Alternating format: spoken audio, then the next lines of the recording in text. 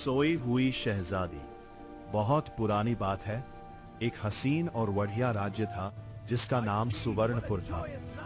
इस राज्य का शाही महल बड़े ही शानदार तरीके से बना हुआ था। राजा रघुनाथ शाह और रानी सुमित्रा राज्य के सबसे प्यारे और दयालु शासक थे। वो अपने प्रजा से बहुत मोहब्बत करते थे और हर किसी की मदद में आगे रहते थे। राजा और रानी को कई सालों तक संतान नहीं हुई। सब लोग उन्हें बधाई देते और दुआ करते रहे। आखिरकार एक चांदनी रात को रानी सुमित्रा ने एक सुंदर शहजादी को जन्म दिया। शहजादी का नाम रखा गया अदिति। अदिति बचपन से ही समझदार, दयालु और साहसी थी। उसकी हंसी और मासूमियत हर किसी का दिल जीत लेती थी। लेकिन जैसे ही अदिति 3 साल की हुई, एक काली जादूगरनी जिसका नाम तक्षिणी था ने राज्य पर हमला किया।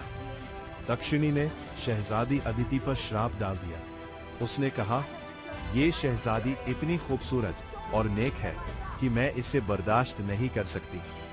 ये सदा के लिए सोती रहेगी और केवल वही प्रिंस इसे जगा सकेगा जो सच्चे प्यार और साहस से भरा हो। राजा और रानी इस बात से बहुत दुखी हुए, लेकिन उनके मंत्री वीरेंद्र ने उन्हें सांत्वना दी। हर बुराई का अंत होता है।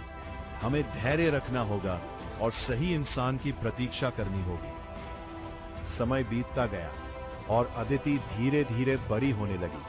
जब उसका 16वां जन्मदिन आया तो श्राप पूरा हुआ और अदिति गहरी नींद में सो गई। पूरा महल उदासी में डूब गया। राजा और रानी ने उसे महल के सबसे सुरक्षित कमरे में रखा। चारों ओर जादुई सुरक्षा कर दी। समाचार फैल गया कि अदिति सो रही है और केवल वही प्रिंस उसे जगा सकेगा जो सच्चा साहस और सच्चा प्यार दिखाए। कई राजकुमारों ने कोशिश की, लेकिन कोई सफल नहीं हुआ। एक दिन एक बहादुर और दयालु राजकुमार अरविंद की खबर आई। उसे साहस और नेक दिल के लिए जाना जाता था। उसने ठान लिया कि वह अदिति को जगा कर दिखाएगा। अरविंद ने खतरनाक यात्रा शुरू की। रास्ता कठिन और भयंकर था।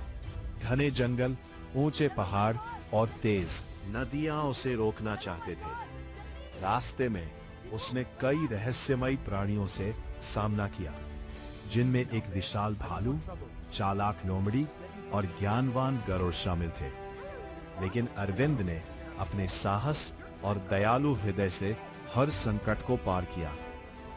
आखिरकार वो महल के पास पहुंचा। महल के चारों ओर जादुई कांटेदार बेलें उगी हुई थी।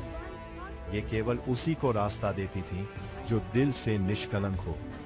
अरविंद ने अपने प्रेम और साहस की शक्ति दिखाई और बेलें अपने आप हट गईं। अंदर प्रवेश करते ही उसने देखा कि अदिति गहरी नींद में सो रही थी। उसकी मासूमियत और खूबसूरती ने अरविंद का दिल छू लिया। उसने याद किया कि उसे केवल सच्चा प्यार और साहस दिखाना है। अरविंद धीरे धीरे अदिति के पास बैठा और कहा, अदिति, तुम्हारा राज्य और लोग तुम्हें चाहते हैं। यह नींद अब समाप्त हो सकती है। जागो और अपनी शक्ति से सबको आश्चर्यचकित करो। तभी जादुई श्राप टूट गया। अदिति ने अपनी आंखें खोली। महल में खुशी की लहर दौड़ गई। राजा और रानी ने अरविंद को गले लगाया। पूरे राज्य ने जश्न मनाया। लेकिन तक्षिणी, जिसने सोचा था कि उसका काम सफल हो जाएगा, अब राज्य पर अपने नए जादू के साथ लौटती है।